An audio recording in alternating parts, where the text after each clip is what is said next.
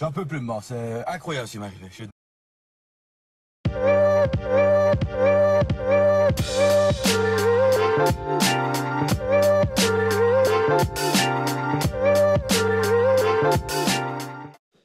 Et bonjour à tous et bienvenue sur la chaîne de l'Examen Crypto. Nous sommes le vendredi 7 mars 2025, il est actuellement 8 h du matin. On va faire le point bien évidemment sur la situation du Bitcoin, on va regarder les news, on va regarder les indicateurs, on va regarder aussi bien évidemment les altcoins qui sont en train de repasser dans le rouge parce que le Bitcoin est en train de chuter de moins 4%. Bref, on sait aussi qu'aujourd'hui c'est une journée avec un fort risque de volatilité. On va regarder tout ça en détail au travers de cette vidéo. Et tout d'abord, on démarre bien évidemment avec ce calendrier macroéconomique. Donc aujourd'hui, vendredi 7 mars, on va avoir à 14 h 30 le salaire horaire moyen, la création d'emplois dans le secteur non agricole, le taux de chômage février, surtout à 17 h le rapport sur la politique monétaire de la Fed, et à 18 h 30 le discours de Powell, président de la Fed. C'est pas fini. Déjà, il y a aussi un autre gros événement qui va arriver, mais déjà, juste prenons quelques instants pour parler de ça. Donc, à 17 h 30 et à 18 h, ça va être effectivement des informations importantes qui risquent d'être évoquées, parce que là, on le sait, c'est des informations qui seront directement liées à l'inflation et aussi directement liées au taux d'intérêt. Donc on sait que ça, ce sont des éléments qui sont extrêmement attendus par le marché. Donc on va voir ce que ça va donner, on va voir si notre ami Jérôme Powell va parler de baisse des taux. Si oui, de combien de baisse des taux, eh bien, il a en tête. Donc on va regarder tout ça en détail. Et n'oublions pas aussi, c'est pas écrit ici, mais aujourd'hui aura lieu le fameux sommet crypto à la Maison Blanche, hein, s'il vous plaît, avec tous les invités de marque. Alors je vous en avais déjà parlé sur mon Twitter officiel, on l'avait vu, hein, mais il y a quand même il y a le gratin du gratin, hein, clairement. Au niveau des invités, je ne sais plus si j'ai encore le tweet quelque part, je dois l'avoir, mais au niveau des invités, il y a du très très très très lourd. Il y a vraiment toutes les personnes les plus courantes dans le secteur crypto, bien évidemment avec Michael Saylor en tête, mais on aura aussi le CEO de Coinbase, on aura énormément de monde dans cette réunion, donc on va regarder tout ça ensemble. Alors, du côté des news, qu'est-ce qui s'est passé? Alors déjà, on a vu dans le club LexaRocket la crypto Brett et la crypto SNX. Du côté de CryptoLétante qui nous pousse que Michael Saylor frappe fort en disant qu'une réserve stratégique de Bitcoin place les États-Unis en leader dans la course à la domination du cyberspace. Est-ce que c'est une vision révolutionnaire ou un simple coup de spéculation? C'est vrai que c'est intéressant, mais en tout cas, clairement, lui, on sait que il fait la course, lui en tout cas, et son entreprise stratégie font la course à la rareté du Bitcoin, hein. Ils en ont déjà actuellement 500 000 en poche. Alors, grosse news, franchement, très très grosse news. Byron Donalds, qui est le candidat au poste de gouverneur, propose d'intégrer, alors c'est pas ça la grosse news, propose d'intégrer le Bitcoin dans les actifs de l'État. Donc ça, effectivement, ça c'est du côté de la Floride, c'est pas ça la grosse news, ça va venir après. Je pensais que c'était ça là, mais c'est pas ça là. Donc en tout cas, ça c'est pour la Floride, donc ça aussi c'est quand même une très bonne nouvelle, hein, tout de même, il faut le noter. Bytewiz, CryptoEtante qui nous pousse que Bytewiz vient de déposer le formulaire S1 pour un ETF Aptos. Donc encore une fois, hein, c'est pas le seul. Il y a déjà eu une autre entité qui a déposé un ETF Aptos. Alors je me rappelle plus c'est laquelle, mais ça commence à faire deux maintenant. Donc on verra bien ce que ça va donner entre le moment où on dépose le formulaire et le moment où il y a l'approbation ou pas. Il se passe quand même quelques semaines, donc on n'y est pas encore. Hier midi, pour tous ceux qui aiment bien la crypto ANKR, j'ai fait une analyse technique sur le ANKR hier midi. Matt Yugan, donc de Bitwise, qui nous dit que la réserve crypto de Trump sera massive en Bitcoin. Selon lui, elle sera plus importante que ce que les gens pensent et composée uniquement de Bitcoin. Il affirme que le marché sous-estime l'impact haussier de cette annonce. Effectivement, hein, il va falloir surveiller ça parce que, ouais, clairement, ça, ce serait une très très grosse annonce quand Donald Trump va nous parler de ça. Toujours du côté de CryptoDétente, donc le WLFI de Trump mise gros sur l'Ethereum. En effet, alors que le marché chute, le fonds de stratégie macro du WLFI triple ses avoirs en Ethereum en ajoutant 10 millions de dollars à son à son portefeuille, pardon. Donc ça commence à faire un bon petit paquet d'argent du côté de l'Ethereum pour WLFI. Dans le club LexaRocket, on avait vu la crypto Tao de BitTensor. Je rappelle que dans le club, ça vous permet de recevoir encore plus d'analyses techniques que ce que vous avez sur YouTube. Et aussi, ça vous permet d'avoir de temps en temps des crypto pépites. Donc vous avez le lien du club en description de vidéo. Il y a eu un partenariat stratégique entre le World Liberty Financial de Donald Trump et le SUI, donc une alliance qui pourrait redéfinir l'écosystème crypto et la blockchain. Donc on verra bien. On verra bien ce que ça va donner dans les prochains temps, mais c'est vrai que c'est aussi une grosse news. Alors c'est là, la news historique, elle est là. C'est le Texas qui adopte au Sénat son projet de loi sur la réserve stratégique de Bitcoin avec 25 voix pour et 5 voix contre. Donc là, ça c'est vraiment une très très très très grosse nouvelle. Ça y est, ça veut dire que c'est le premier État qui adopte officiellement effectivement le Bitcoin.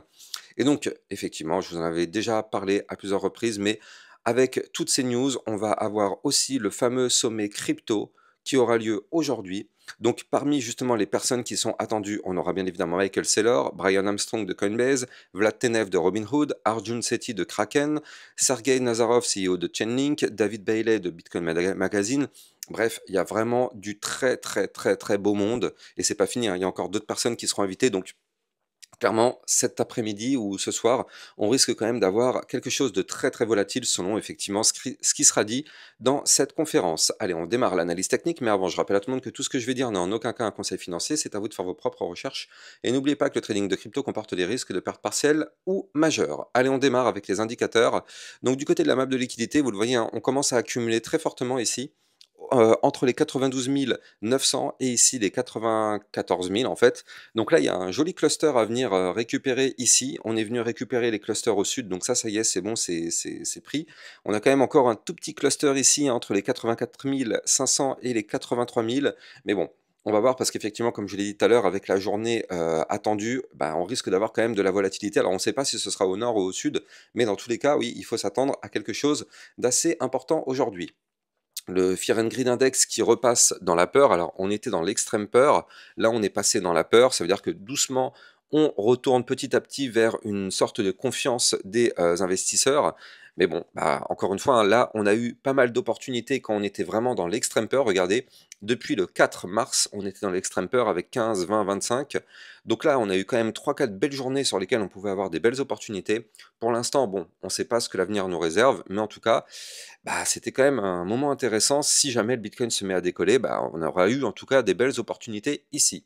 Allez, on va checker notre analyse technique Bitcoin et donc justement notre Bitcoin qui lui est sur un léger retrait, mais c'est pas grave. C'est vraiment vraiment vraiment pas grave. Pourquoi je vous dis ça? Parce que là, vous le voyez, on a eu une journée hier plutôt négative. Aujourd'hui aussi, on est sur un retrait. Regardez, on a été quand même chercher ici, il faut le dire, hein, ma target. Donc souvenez-vous, je vous avais dit que le Bitcoin, quoi qu'il arrive, à un moment donné, reviendra rechercher les 92 500 dollars, ce qui est tout à fait normal. C'était le bas de l'ancien range. Et donc là, vous le voyez, on est venu rechercher ce bas de l'ancien range, ça y est. Donc c'était pour faire un pullback de rupture. Donc on est venu rechercher le niveau clé qui a été breaké. Et donc là, malheureusement, on le sait, hein, c'était une zone de résistance. De toute façon, je vous l'avais déjà dit, mais toute cette zone ici, là, que je suis en train de vous dessiner à l'écran, voilà, toute cette boîte orange ici, c'est une énorme zone de résistance. Donc, à chaque fois qu'on va rentrer dans cette zone-là, donc je vous la donne, cette zone, c'est entre les 92 500 et les 95 000 dollars. À chaque fois qu'on ira dans cette zone-là, eh bien, il faudra s'attendre à de la forte résistance, sauf si on arrive à la transpercer. Et là, dans ce cas-là, effectivement, on serait plutôt tranquille. En tout cas, pour le moment, du côté du Bitcoin, qu'est-ce qui se passe? On est venu essayer de faire une tentative de reprise du ruban de moyenne mobile. Malheureusement, ce ruban directement nous a rejeté. Vous le voyez, hein, on a eu un rejet du ruban. Tac. Donc là, au final, on a eu 2 journées, en tout cas, enfin aujourd'hui, bon, c'est que le début de la journée, mais on est sur des journées plutôt de retrait. Mais regardez, ce qu'on a, c'est qu'on est toujours au-dessus de la ligne de tendance haussière, en fait, en réalité. Donc peu importe ce qui se passe, hier, vous le voyez, on est venu chercher le support des 88 035. Aujourd'hui, qu'est-ce qu'on fait? On est au-dessus du support des 88 035 et on est toujours au-dessus de la ligne de tendance haussière. Conclusion, le Bitcoin pour le moment n'est pas du tout dans une situation dangereuse. On continue de faire des points, des points bas de plus en plus haut et on a toujours cette tentative de former ici un très joli pattern en double bottom avec un premier bottom ici et peut-être même un deuxième bottom ici. Je rappelle que ça c'est une figure chartiste de retournement haussier. Et donc cette figure chartiste pour le moment n'est pas validée. Pour valider déjà il faudra absolument réintégrer officiellement le range et surtout il va falloir breaker ici le niveau clé des 94 300 dollars pour valider et former ce pattern et confirmer la cassure. Donc on n'y est pas encore, mais ça pourrait effectivement arriver, surtout si les news aujourd'hui sont très très très bullish du côté de ce qui va se passer aux États-Unis entre Jérôme Powell et le fameux sommet crypto. Donc on va voir, mais en tout cas, la configuration pour le moment est très très belle du côté du Bitcoin. Alors, je rappelle la règle, hein, mais tant qu'on est au-dessus de la ligne de tendance haussière, tout va bien. Par contre, si on break cette ligne de tendance haussière, vous l'avez compris, on pourrait très vite de nouveau connaître eh bien, des chutes. Donc c'est pour ça que le secteur crypto, encore une fois, c'est un secteur crypto qui peut bouger très très vite. Et ça, malheureusement, beaucoup de personnes ne comprennent pas. Beaucoup de personnes ne comprennent pas que là, on est en train de former un pattern qui est haussier, mais il faut comprendre que en quelques secondes, on peut détruire ce pattern et passer dans une situation clairement dégueulasse. Il faut vraiment comprendre ça. C'est en crypto-monnaie, c'est le seul marché financier qui est aussi volatile que ça. En une journée, on peut avoir une configuration extrêmement bullish et se réveiller dans le vert et on se couche le soir avec du moins 20, moins 30%. Ça, c'est tout à fait possible en crypto, c'est déjà arrivé et ça arrivera encore. Il faut vraiment comprendre ça quand on est dans ce secteur. Il y a beaucoup, je dirais même 90% de débutants sur le secteur crypto. Et donc, il faut vraiment comprendre ça, sinon on se fait piéger. Donc là, c'est pour ça que je vous donne à chaque fois les deux scénarios. Là, on vient de voir effectivement le scénario haussier avec ce potentiel pattern en double bottom. D'ailleurs, il faut le noter, mais si on valide ce double bottom, je rappelle que la target, c'est d'aller chercher les 104 000 $. Donc, ce serait pour aller chercher dans un premier temps ici la résistance du bas de l'ancien canal ascendant. Donc, résistance qui serait ici à 95 500 $. Puis après, au-dessus, on a les 96 188 zones de résistance, 98 018.